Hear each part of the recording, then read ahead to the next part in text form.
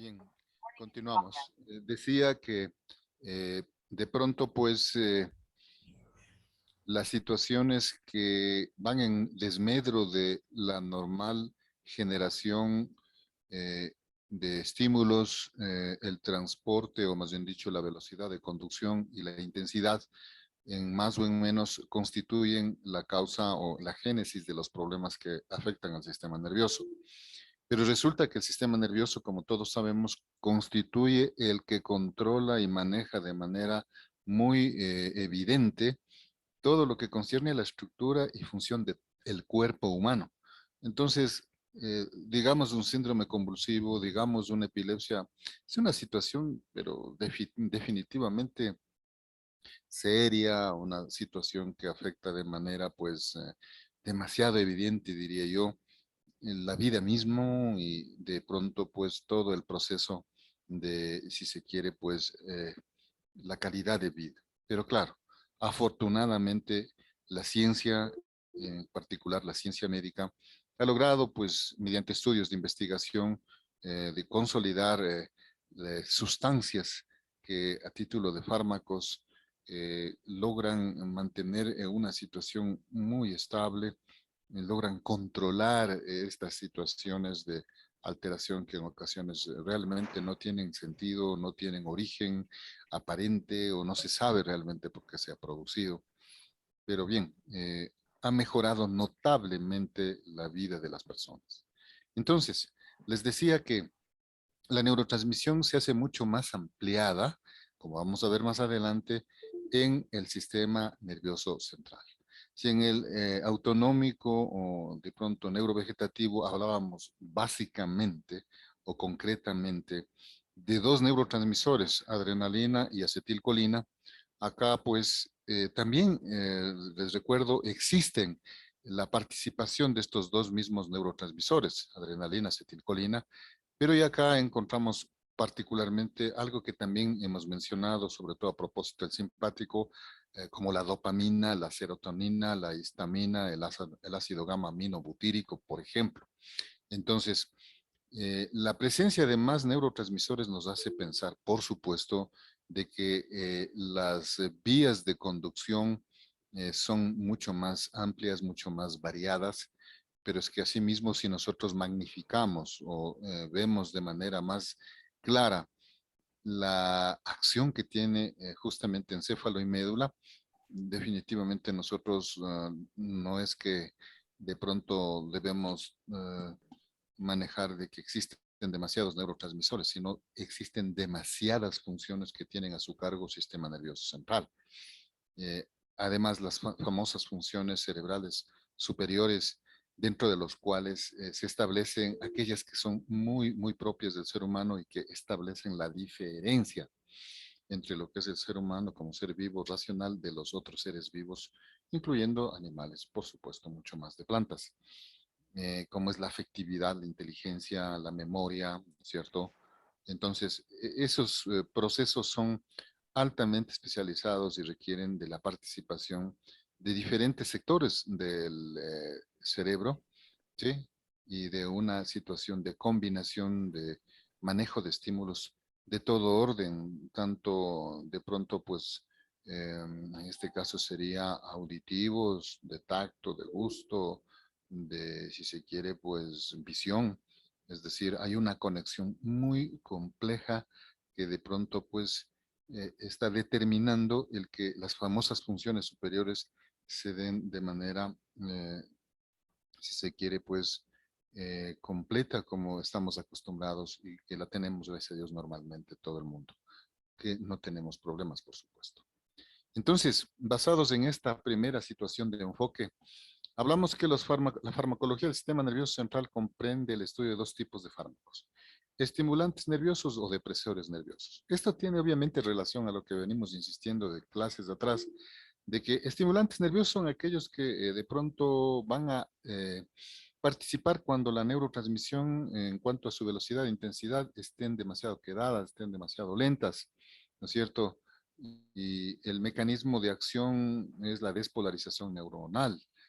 Nosotros vamos a entrar ahorita ya en un proceso de análisis que tenía pendiente hacerlo, Porque hasta ahora lo que hemos estado diciendo es la sinapsis, los neurotransmisores, la biosíntesis, el almacenamiento, la liberación, la presencia de las famosas enzimas que producen una suerte de retiro o barrido del neurotransmisor de las hendiduras sinápticas, respectivamente MAO y COM, en el simpático y de la colinesterasa o acetilcolinesterasa en el parasimpático.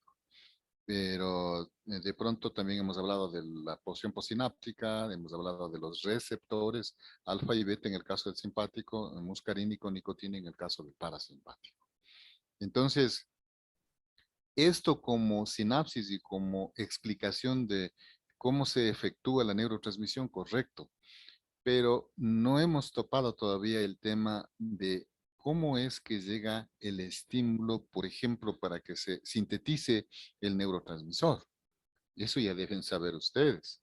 Esto no es que de pronto tampoco es enteramente un estudio de farmacología, sino más bien de fisiología y de bioquímica. ¿Cómo es que de pronto entonces cuando el neurotransmisor es liberado, atraviesa la hendidura sináptica y llega a la porción postsináptica, respectivamente a los receptores, y empieza pues a de pronto a actuar ya en la neurona 2 cuando se ha producido esta situación de estímulo? ¿Cómo cambia la estructura y el manejo mismo fisiológico de la neurona 2 para continuar y cómo realmente se operativiza el viaje o de pronto, pues, digamos, la continuidad del estímulo recibido de la neurona 1 y cómo a su vez guía este estímulo, la neurona 2, hacia su, de pronto, botón terminal para pasar el estímulo a una neurona 3, 4, etcétera, y así hasta llegar a donde tiene que llegar el estímulo. Ahí va a entrar obviamente el asunto de la despolarización neuronal, es decir, de la generación de un potencial de acción. Entonces eso vamos a ir ya de a poco entrando en explicación para dejar completa digamos, el estudio y análisis. Ahora, si hablamos de depresores, quiere decir, serán aquellos que se utilicen cuando la función neuronal, me refiero a la neurotransmisión o la intensidad y velocidad de transmisión de un estímulo, están demasiado elevadas o son anormales. Caso concreto, epilepsia, de pronto descargas en puntos que no deben generarse estímulos a nivel cerebral, lo hacen y a partir de eso se genera este problema de la epilepsia. Posteriormente, pues, anular la generación de estos impulsos patógenos o de estos focos anormales de generación de estímulos, de pronto es lo que ha conseguido que se logre controlar en un alto porcentaje la generación de los ataques epilépticos. En el otro caso, en el otro orilla están los depresores del sistema nervioso central, es decir, aquellos que de pronto, a ver, estamos mal. Bueno, hablé de los depresores. Hablaba de los estimulantes nerviosos inicialmente. Los estimulantes nerviosos, en cambio, son aquellos que tienen que manejar una suerte, como lo está indicando básicamente, estimular la neurotransmisión porque está muy venida menos, porque está muy baja. La miastenia gravis es el ejemplo clave. Y entonces, bajo esa circunstancia, pues vemos que hay diferentes maneras y formas y metodologías para conseguirlo. Si utilizamos las herramientas farmacológicas, entonces va a haber un grupo de fármacos que finalmente estén destinados a realizar este tipo de acción para mejorar tanto la velocidad como la intensidad de la neurotransmisión. Eso en cuanto al primer grupo. Los depresores, acabo de mencionarles, pues son aquellos que finalmente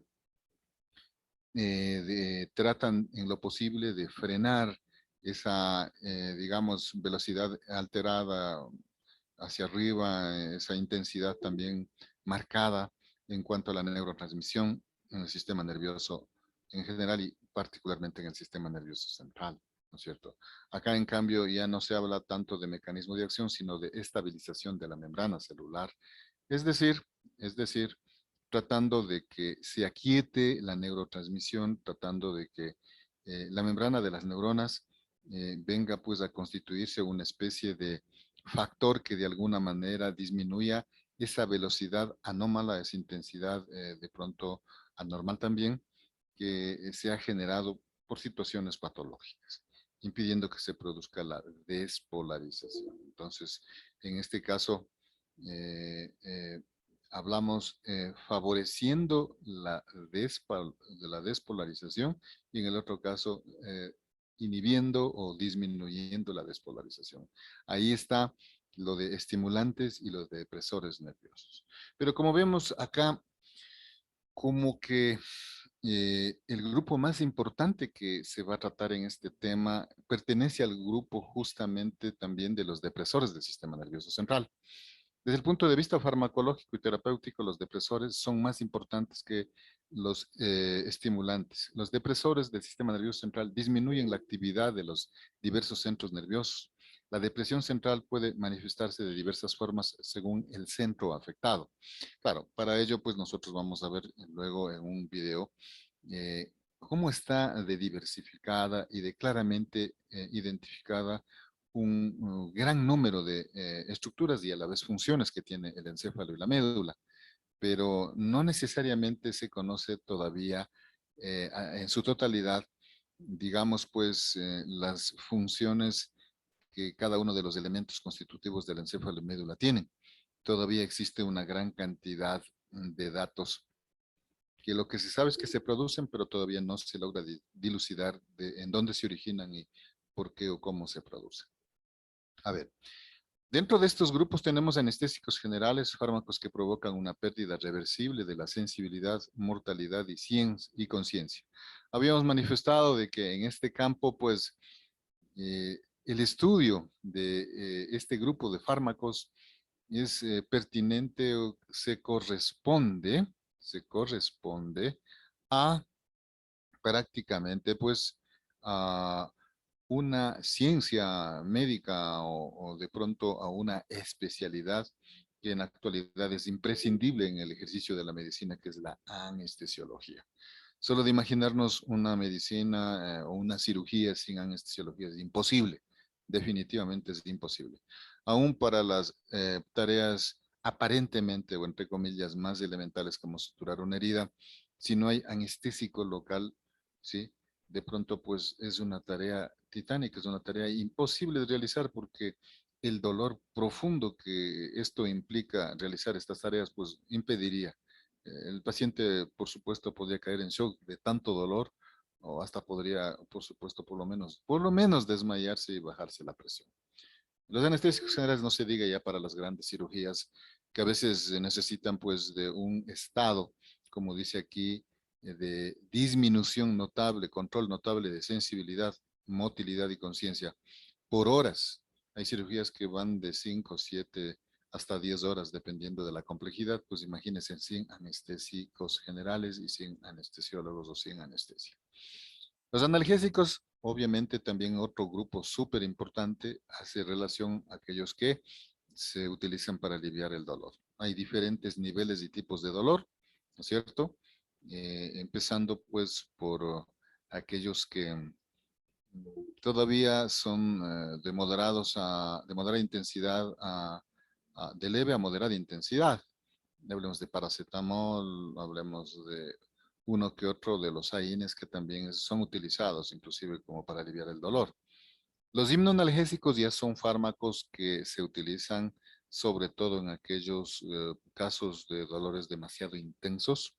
De pronto, pues, no solamente que producen una situación de disminución o aumento del umbral para sentir el dolor, sino también producen sueño.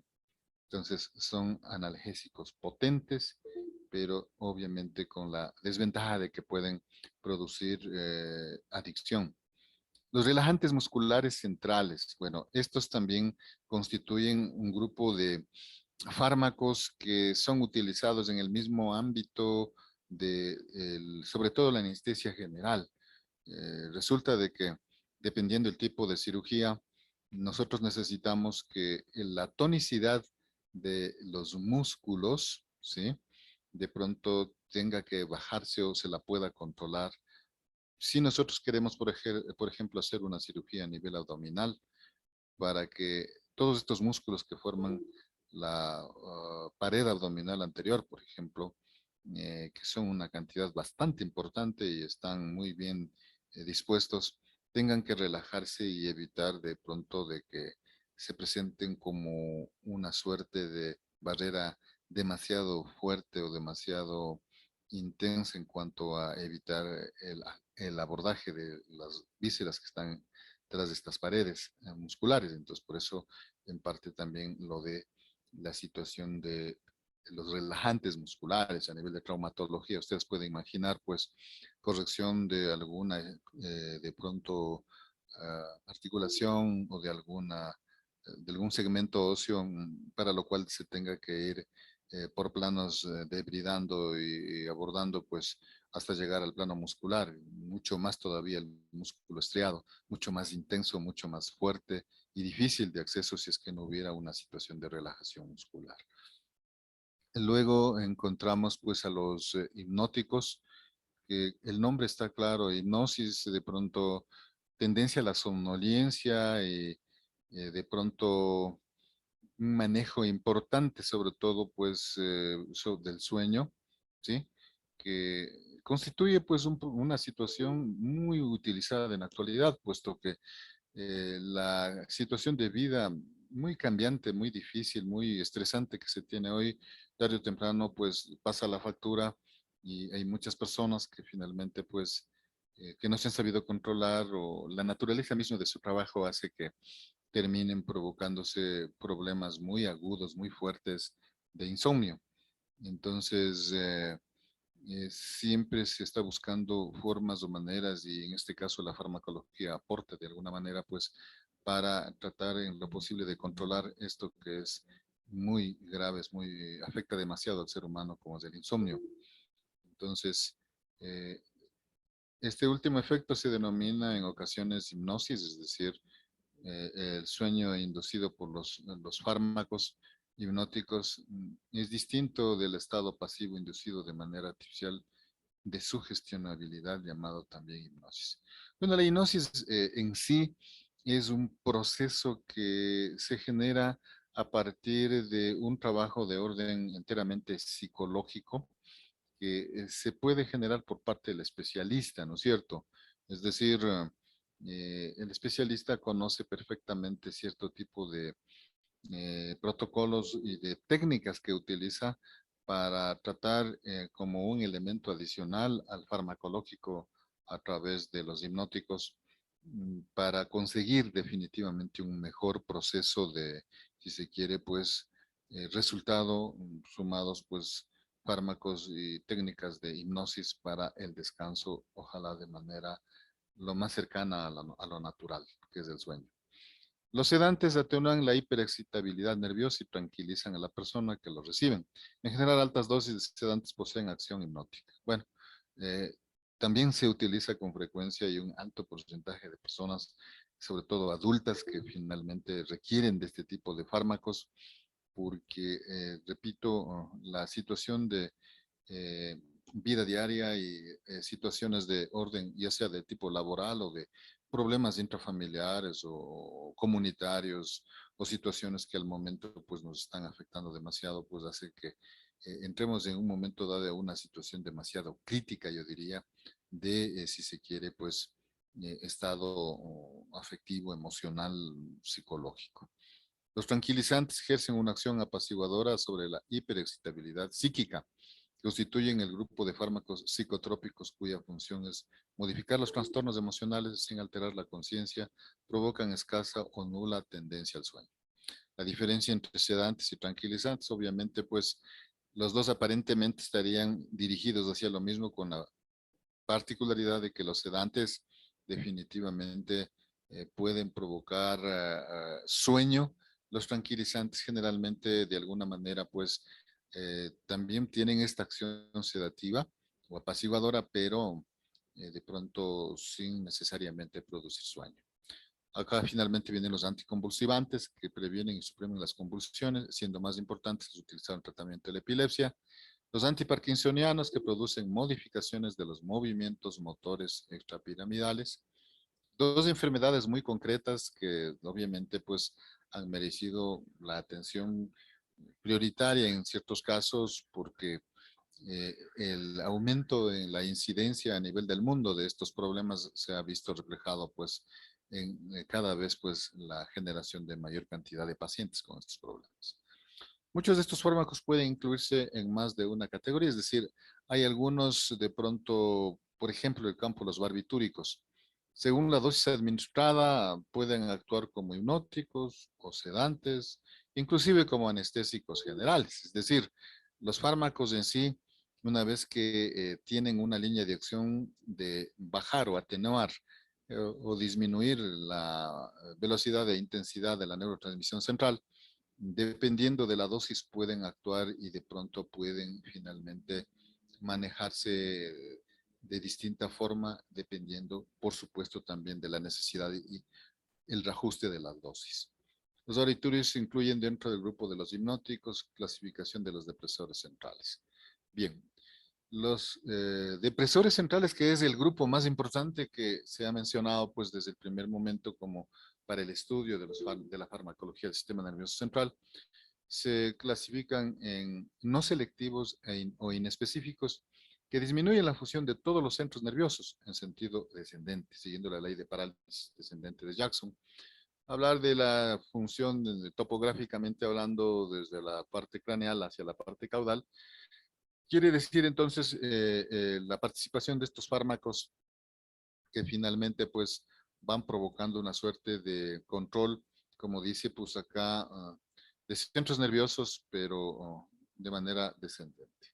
Sí, de pronto será primero a nivel cerebral, luego será a nivel de los órganos que siguen entre cuello, tórax, abdomen y extremidades. De modo que primero se afectan los centros corticales, luego los subcorticales, los medulares y por último los vulvares.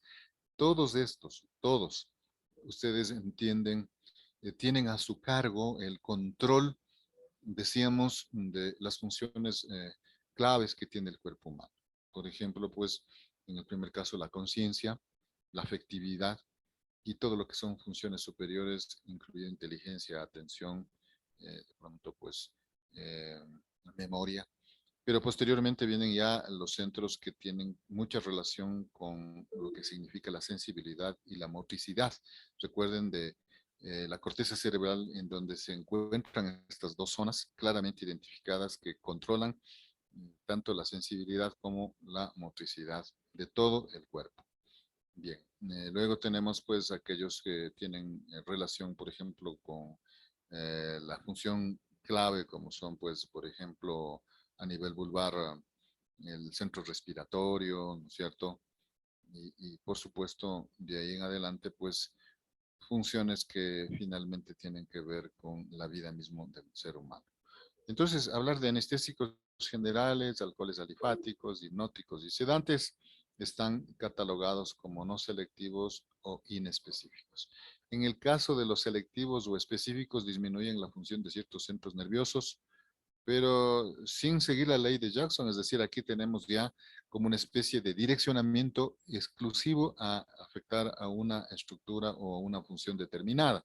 En este grupo se incluyen los anticonvulsivantes, los antiparkinsonianos, relajantes musculares centrales y tranquilizantes o hipnoanalgésicos. Bien, sigamos.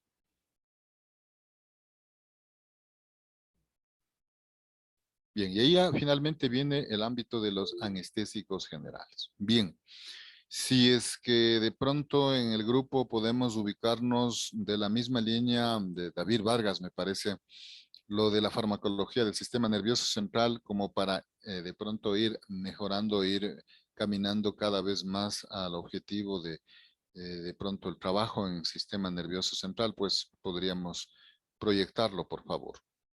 No sé si de pronto se hace una búsqueda por parte de todos que tienen que ayudar. Veamos, déjenos de compartir y veamos ya muy claramente un reforzamiento a esto que hemos intentado hacer una especie de descripción de cómo está organizada la situación de la farmacología a nivel central. Veamos.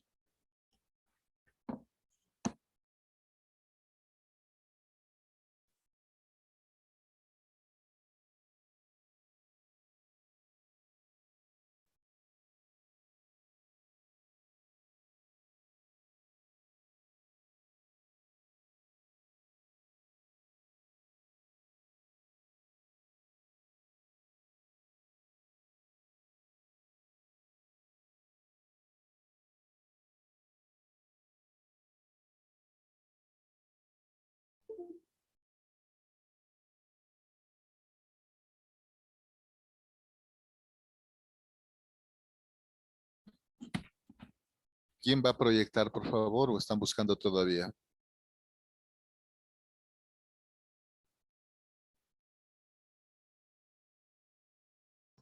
Estamos buscando. Veamos, por favor.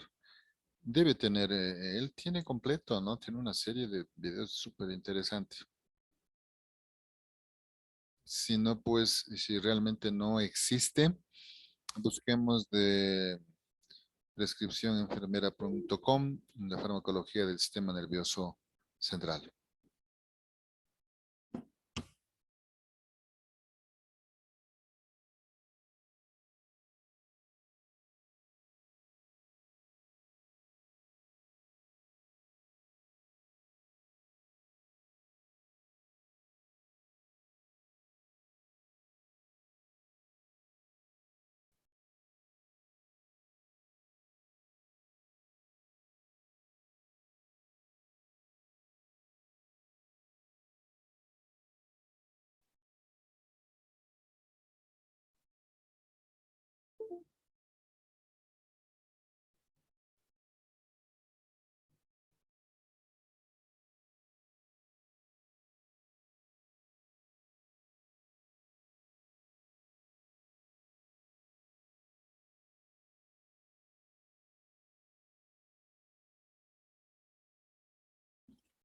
Sí, por favor, tienen la facilidad, los demás chicos sigan buscando si es que pueden ubicar alguno, si no es de David, puede ser de otro personaje, pero que nos apoye en esto.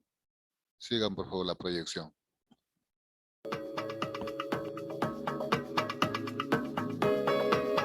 Prescripciónenfermera.com. Tema 16. Introducción a la farmacología del sistema nervioso central. Anatómicamente, el sistema nervioso central se divide en 7 grandes regiones: los hemisferios cerebrales, el diencéfalo, mesencéfalo, el puente troncoencefálico, la médula oblongada y la médula espinal. Mesencéfalo, puente troncoencefálico y médula oblongada forman el tronco del encéfalo que conecta la médula espinal con las restantes partes. Los hemisferios cerebrales se dividen en izquierdo y derecho y están conectados por el cuerpo calloso. La corteza cerebral desempeña funciones de alto nivel como la percepción, la cognición o las funciones motoras y es lugar de acción de muchos fármacos. Los denominados núcleos basales modulan las actuaciones corticales tales como el movimiento, el comportamiento y algunos aspectos cognitivos. Las regiones de estos núcleos que modulan el movimiento permiten inhibir movimientos irrelevantes y garantizan el movimiento preciso. Algunas enfermedades, como la enfermedad de Parkinson, están causadas por alteraciones en estos núcleos. En concreto, en la enfermedad de Parkinson se produce una destrucción de las vías dopaminérgicas en el eje nigroestriado que impiden que los núcleos basales organicen la actividad motora. La organización celular del sistema nervioso central es mucho más compleja que la del sistema nervioso autónomo, ya que existen cientos de miles de neuronas interconectadas con otros tantos cientos de miles, lo que da lugar a una compleja red de conexiones. Además, no todas las sinapsis son excitadoras, sino que existen otras con carácter inhibidor. Incluso algunas tienen un carácter modulador. Gracias a esta complejidad, el cerebro puede llevar a cabo todos los procesos necesarios para la vida. Igualmente, el sistema nervioso central emplea múltiples neurotransmisores, además de la acetilcolina y la noradrenalina, que son utilizados también por el sistema nervioso autónomo. En el sistema nervioso central encontramos aminoácidos neurotransmisores como el glutamato, el aspartato, el GABA y la glicina. Aminas biogénicas neurotransmisoras tales como la dopamina, la serotonina, la histamina o la adrenalina y la noradrenalina. Recientemente se ha descubierto que las purinas adenosina y trifosfato de adenosina, el ATP, también son utilizadas en la neurotransmisión central, así como el óxido nítrico. Los aminoácidos neurotransmisores son los principales neurotransmisores excitadores e inhibidores del sistema nervioso central. Glutamato y aspartato son los excitadores y GABA y glicina son los inhibidores. Los receptores sobre los que actúan son principalmente el NMDA para el glutamato y el GABA-A y GABA-B para el GABA. Tanto uno como otro constituyen importantes dianas farmacológicas para algunos fármacos que se utilizan en alteraciones del sistema nervioso central. Las aminas biógenas proceden de aminoácidos. Como ya vimos en el sistema nervioso autónomo, las catecolaminas, dopamina, noradrenalina y adrenalina derivan del aminoácido tirosina. Por su parte, la serotonina deriva del triptófano y la histamina o 5-hidroxitriptamina procede de la histidina. Todas ellas actúan sobre receptores y subtipos de receptores específicos distribuidos ampliamente por el sistema nervioso central e igualmente constituyen el lugar de acción de muchos de los fármacos que se verán en este apartado.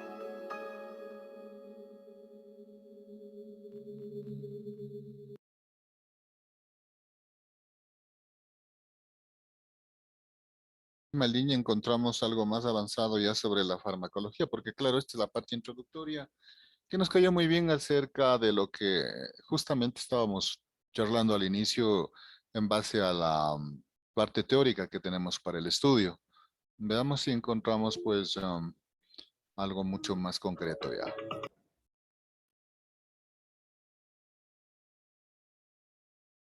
Antes de los hipnóticos y sedantes, ¿de pronto hay algún otro tipo? Ya busco ya. A ver, entresen al aula. Yo tenía de pronto eso. No me olvidé. Entresen en el aula, por favor, Luis, y veamos. Yo tengo un material muy importante ahí.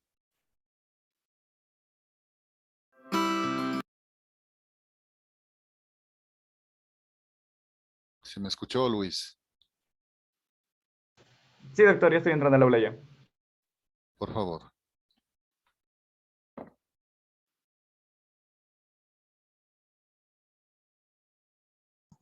Doctor, siguiendo la numeración de esto de Salus Plays, ¿Ya? está el tema 17 son fármacos indicados en la depresión, que viene justo después de la introducción de la farmacología del sistema nervioso.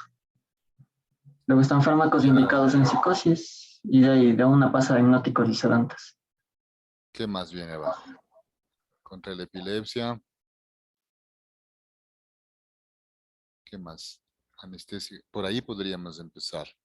Porque en el orden de la lógica que tiene nuestro texto está por ahí, pero esperemos ver, a ver, Luis, no sé si ya logró entrar, Luis, al aula. Sí, doctor, hay unos videos de agonistas colinérgicos, agonistas muscarínicos y video de fármaco de 3 minutos del sistema nervioso central. Ya, ¿de quiénes son esos videos? Pucha, vea que De Salud Play, doctor, me sale aquí. Bueno, Salud Play. a ver, podemos extraer el link, debe estar el link ahí. Sí, sí, doctor.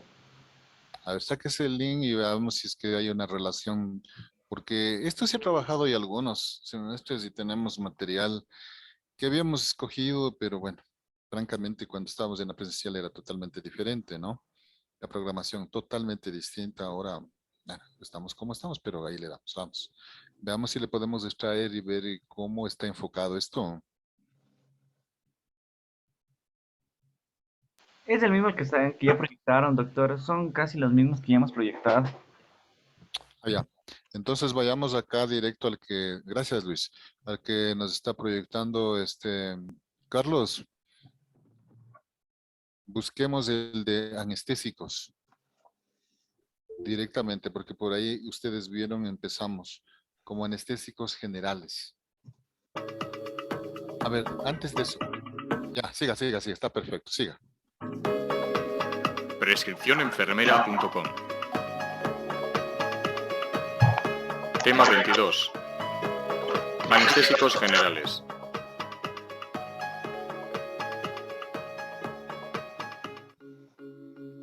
Los anestésicos generales son un grupo de sustancias estructuralmente diferentes entre sí, pero que tienen en común la capacidad de inducir un estado de comportamiento llamado anestesia general, que permite la realización de intervenciones quirúrgicas u otros procedimientos agresivos. La anestesia general, en un sentido amplio, se puede definir como un estado de depresión del sistema interferencia, nervioso Carlos, ¿qué inducido por pasó? fármacos, que conlleva un estado reversible de pérdida de conciencia y bloqueo de la reactividad ante estímulos dolorosos.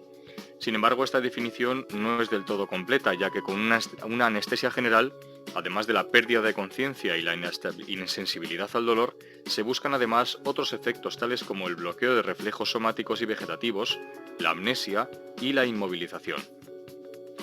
Si bien un anestésico general puede producir todos estos efectos, las dosis para lograrlo serían muy altas y aumenta de forma inadmisible el riesgo de reacciones adversas y de toxicidad.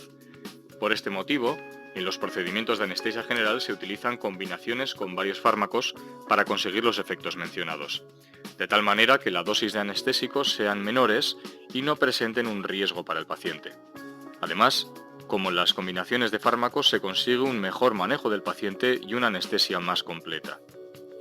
Los anestésicos generales son fármacos peligrosos con índices terapéuticos muy estrechos que requieren un gran cuidado en su administración. Los agentes anestésicos presentan diferencias entre ellos en la consecución de la anestesia y en sus efectos adversos, por lo que la elección de uno u otro estará en función de sus propiedades farmacodicinéticas, la edad del paciente, fisiopatología y fármacos utilizados. El primer anestésico general que se demostró útil fue el éter, en el año 1846, actualmente en desuso. El cloroformo fue el siguiente anestésico general de amplio uso, desde 1847. Años más tarde se descubrieron las propiedades anestésicas del óxido nitroso y en 1929 se descubrieron las del ciclopropano, que se convirtió en el anestésico más utilizado durante los 30 años posteriores, hasta que se sintetizó el alotano en 1956. El primer anestésico intravenoso fue el tiopental, en 1935. En la actualidad, los agentes anestésicos intravenosos se han convertido en los más utilizados para inducir anestesia general, mientras que los inhalados se suelen utilizar para el mantenimiento de la misma. Entre los efectos habituales que produce la administración de un anestésico general, destacan los siguientes. Efectos hemodinámicos.